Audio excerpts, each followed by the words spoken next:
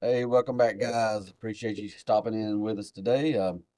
Got several things to go over today, Bob. We're Yeah, going to do a little recap of all the baseball after the draft and everything. yeah. Simply put, because there was just so much going on during the transfer portal season. Somebody's in, somebody's out. Hard to keep track of. Incredibly hard because the whole entire time you don't know.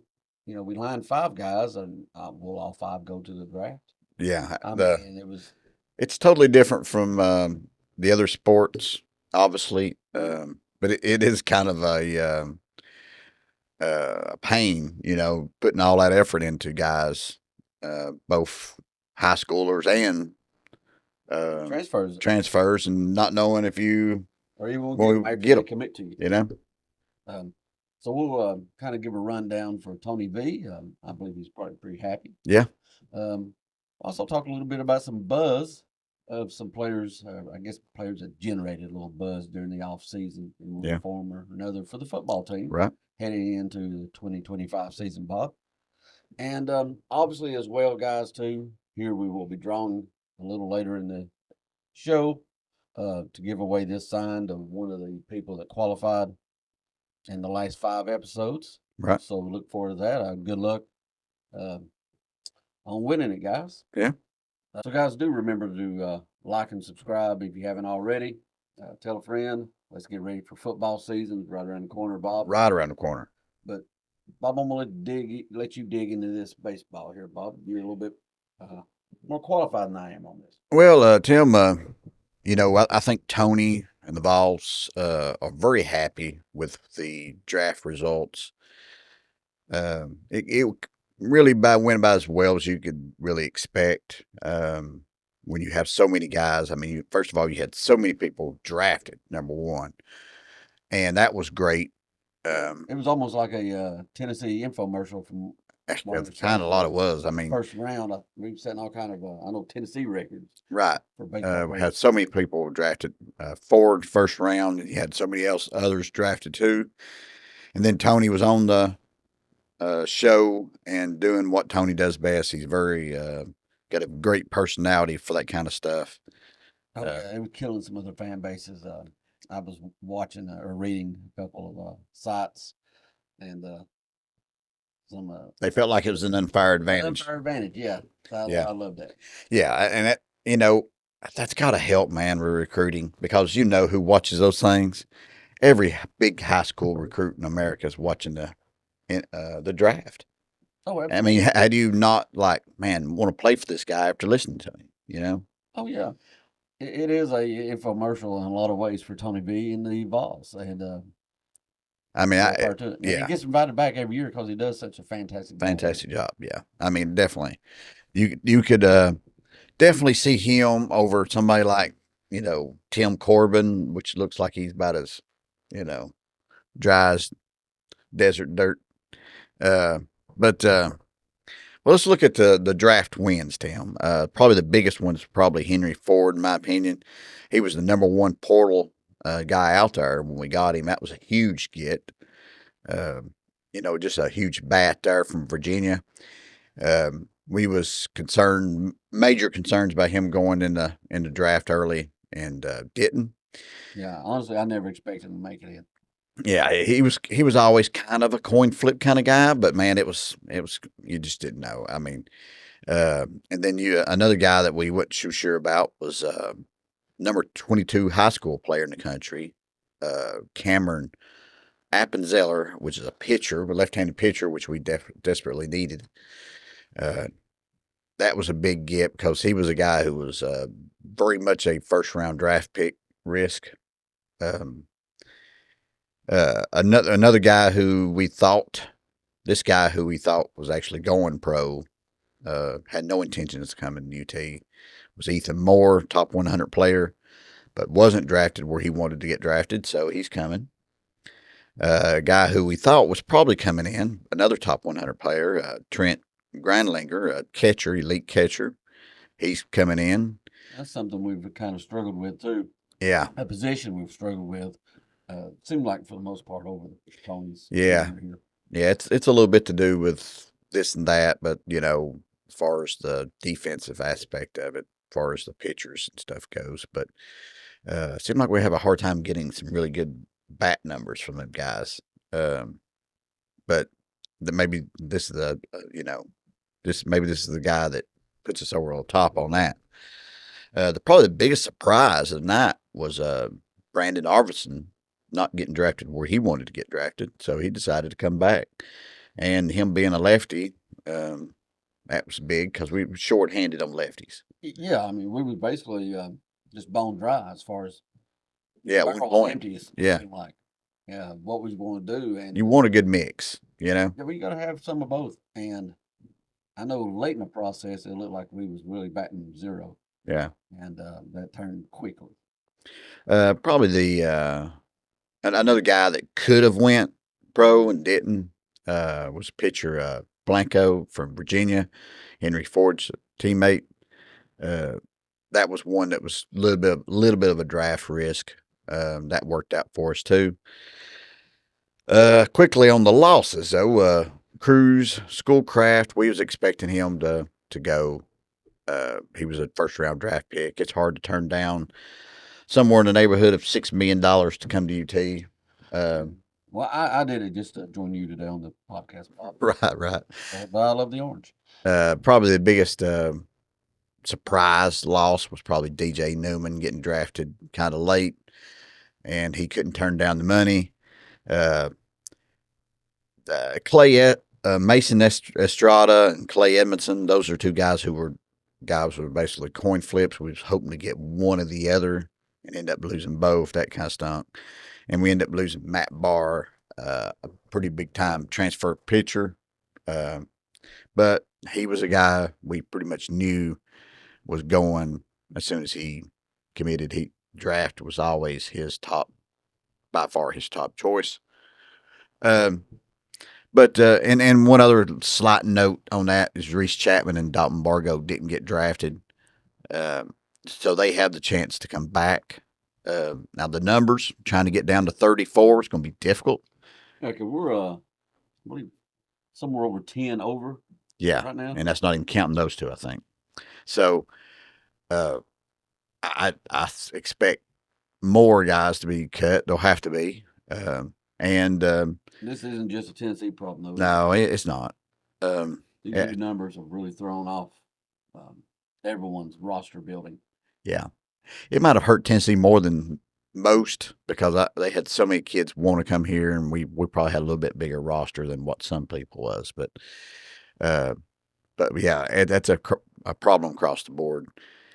As far as Bargo and Chapman goes, I really wonder if, one of them might make it. If it was me, I would consider Bargo since he was a starter for us last year. But he'll have, if he does, he's no guarantee he'll be a starter next year. Because he was he went through a slump for a little bit. But other big additions from the portal, Bo Rudy from Kennesaw State, pitcher. He will be probably a bullpen guy. Probably another huge guy we got was Tyler Might, top junior college player in the country. He was went for the triple crown. Won the Triple Crown at baseball team. That's pretty impressive, junior college level, any level. So he's a guy who only horses did that. Yeah, right. And maybe that's right.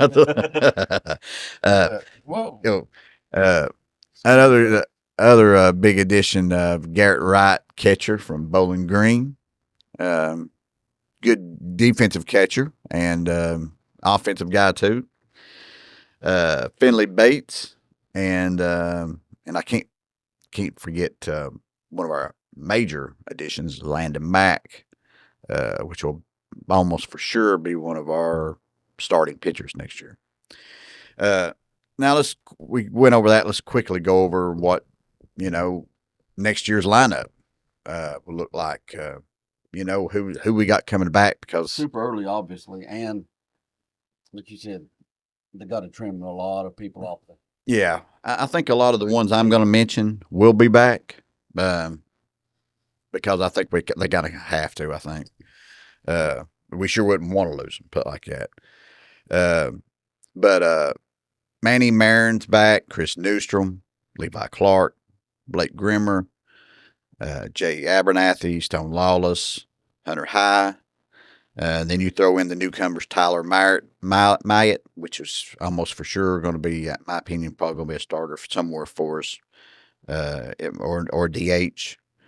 Henry Ford, Garrett Wright, and you got Antigua, who that one's kind of up in the air.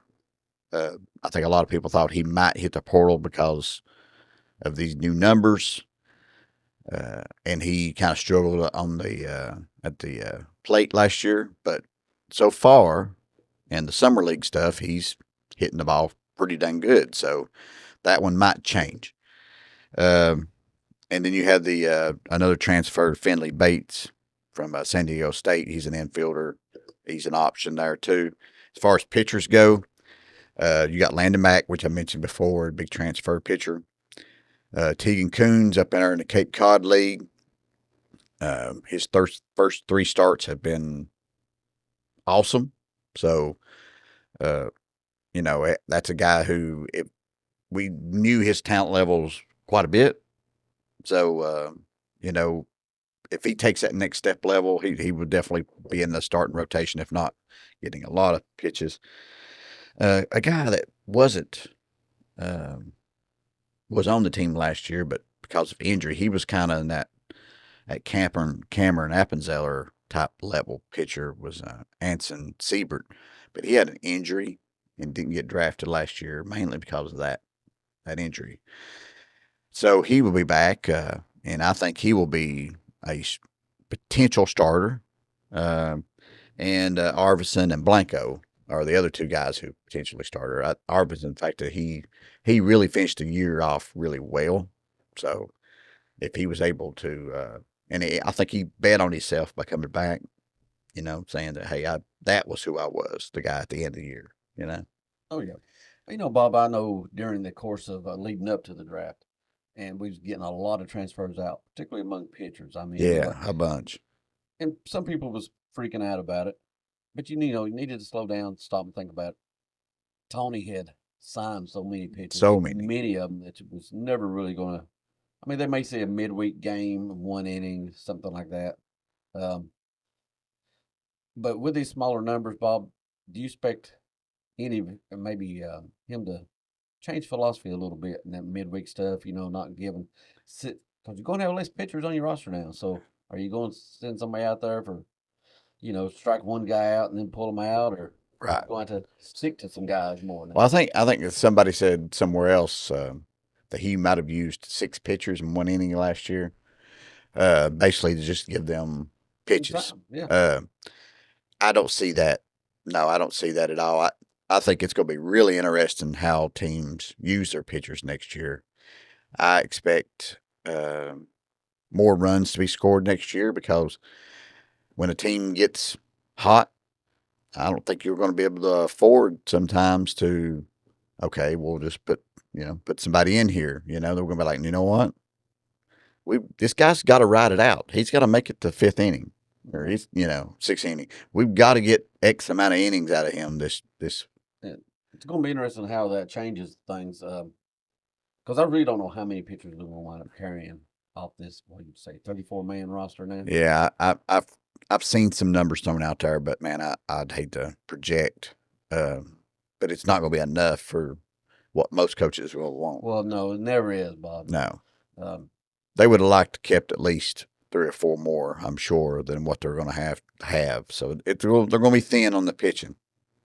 And they're going to look more for guys who can do both, pitch and play, which is kind of like that Blaine Brown they got. Yeah, they got a couple of 2-way players. Yeah, one of them ended up going to the draft, though, DJ Newman. But Brown can pitch and play outfield, so those type players will become more valuable. Obviously, increases when you limit your rosters. We need another Todd Helton who can be All-American on the mound or over at first base. Yeah, I mean, obviously you take Yeah, I'll take Todd. Yeah, I'm sure. Take Todd today. Yeah. Yeah. Yeah, I think that's understatement of the year. I'm sure. You always take an All-American Yeah. at two positions. That would be good. Well, I tell you what. Bottom line is, Bob. It looks like Tony V is reloaded Yeah. instead of rebuild again. Well, that class that they were talking about was number 2 class in the country according to some rankings. So I mean, that's what Tony does. He loads up on great players and um, and coaches them up, and you get guys in the portal like Fisher and uh, Doyle who had huge senior seasons here. I mean, played much better. Yeah, and they were really outstanding players coming in from Ole Miss. They Yeah. were 2 of the top transfer portal players, and they honestly both of them played much better here. You're talking about a recruiting advantage the players would look at. They're going to look at that kind of stuff and be like, man, you see what Tony did with Doyle? I mean, his ERA was like 5 or something.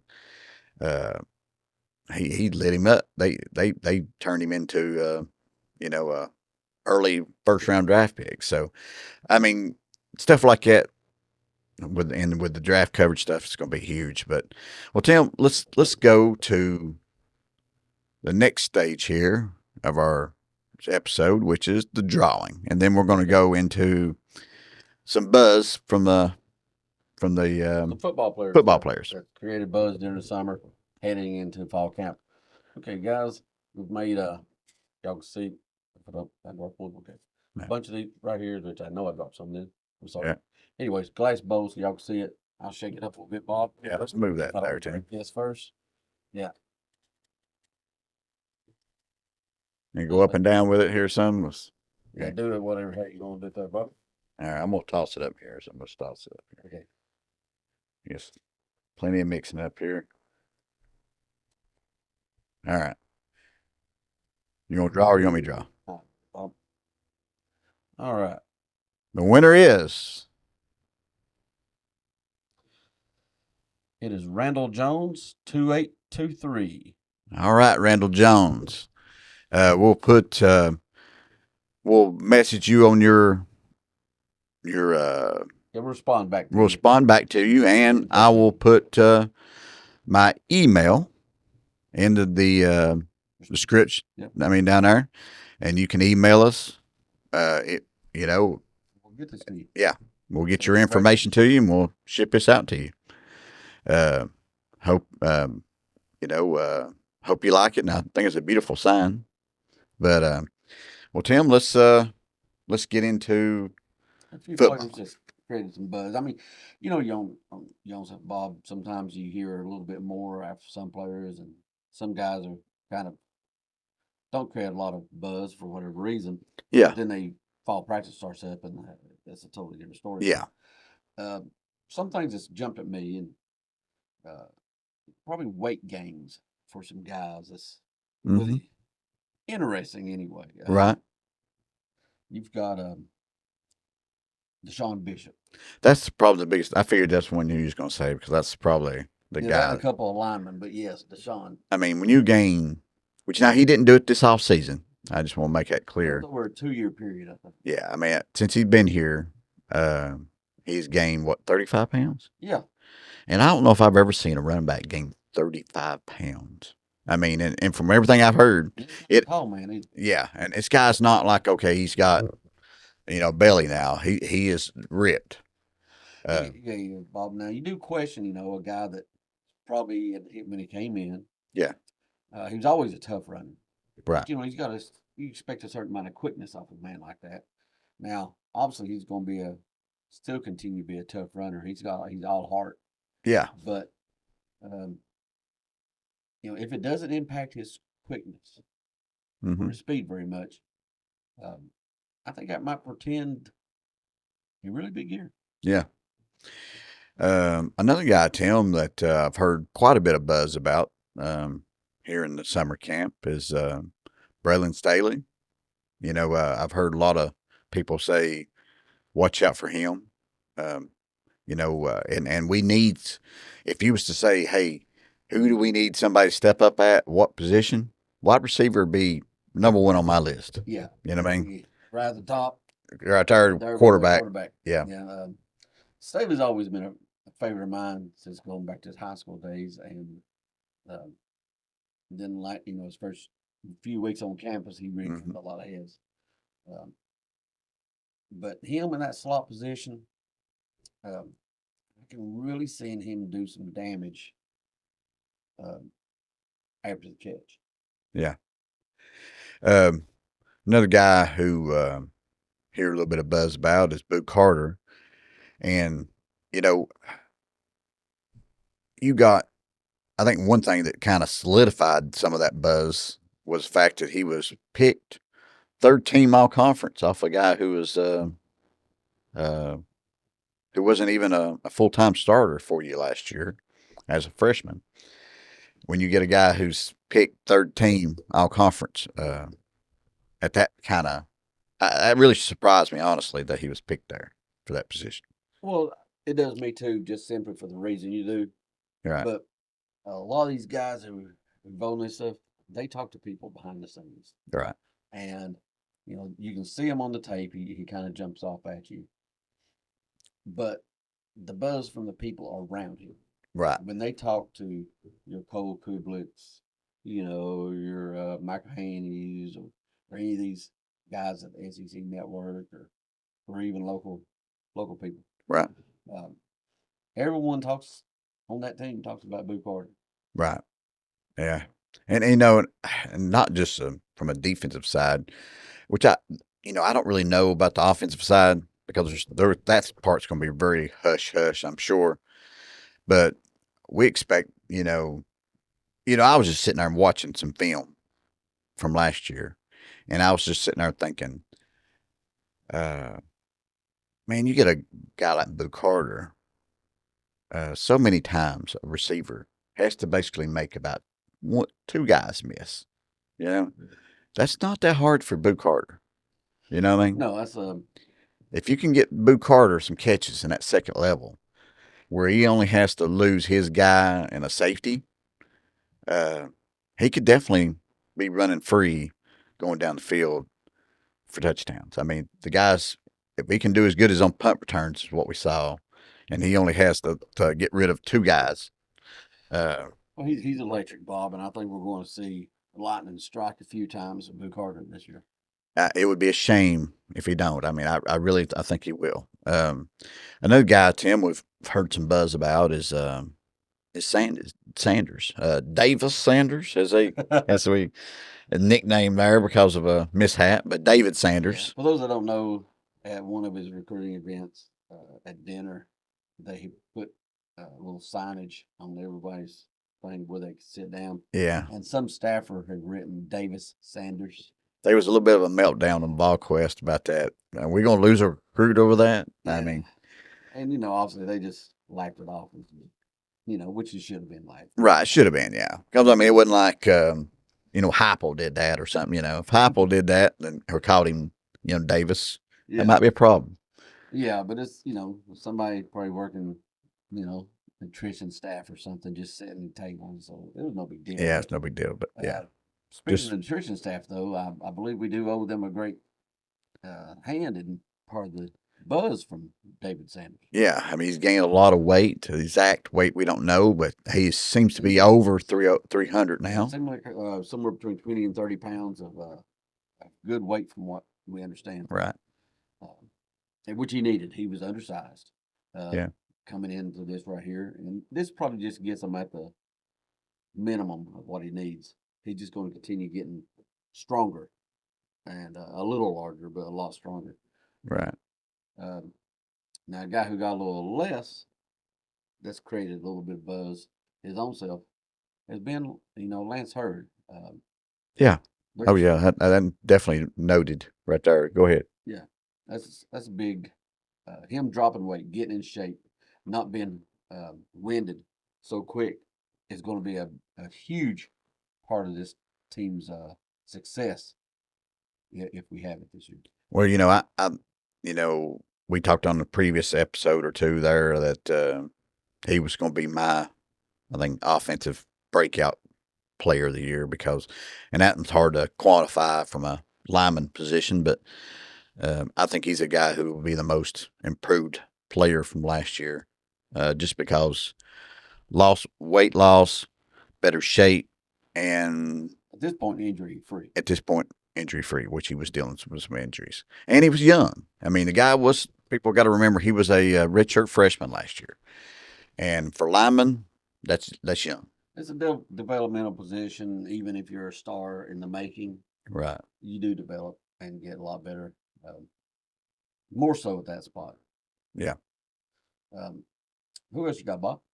Well, Tim, I think that's about it for me. I mean, there's 2 or 3 guys that's kind of iffy there that I've heard a little bit. I don't want to jump the gun too much on them because they won't be here in about 2 or 3 weeks. We'll be hearing some more buzz. There's a wide receiver or two that I've heard a little bit about. That name's escaping me here at the moment. Not Tyler, not Travis Smith, but Darius Jackson. Darius Jackson. Yeah, I've heard a little bit of buzz about him. But yeah, that's me. I've heard a little bit since spring. Obviously, in spring he generated a lot of buzz. Right. But that's about it, Tim. I mean, man, it's so much of this information is hard to come by right now. Well, it is, but not for much longer. Yeah. We'll definitely be hearing a lot up at the end of the month. Yeah. And so guys, remember to keep watching us. We've had a lot of comments on these videos, several by people that's repeated over and over again. We appreciate you guys. Yeah, we love that. It helps our channel. First of all, I'll just be honest with you, it helps our channel, and we enjoy the feedback. We enjoy your comments or your thoughts because sometimes you have something, you bring up some really good points about stuff. I see it all the time.